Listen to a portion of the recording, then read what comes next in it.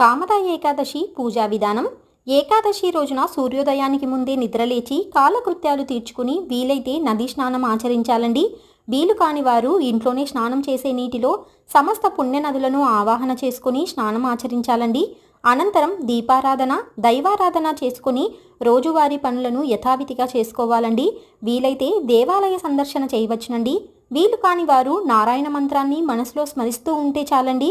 ఏకాదశి రోజు గోపూజ చేస్తే అఖండ ఐశ్వర్యం లభిస్తుందండి. సాయంత్రం వేళ తిరిగి స్నానం చేసి దీపారాధన, పూజ చేసుకుని విష్ణు సహస్రనామ పారాయణ చేయాలండి. ఈ ఏకాదశి వ్రతం ఆచరించటం వలన సకల దుఃఖాలు నశించి సుఖ సంతోషాలు కలుగుతాయని, సంతానం లేని వారి కల ఫలిస్తుందని పురాణవచనమండి.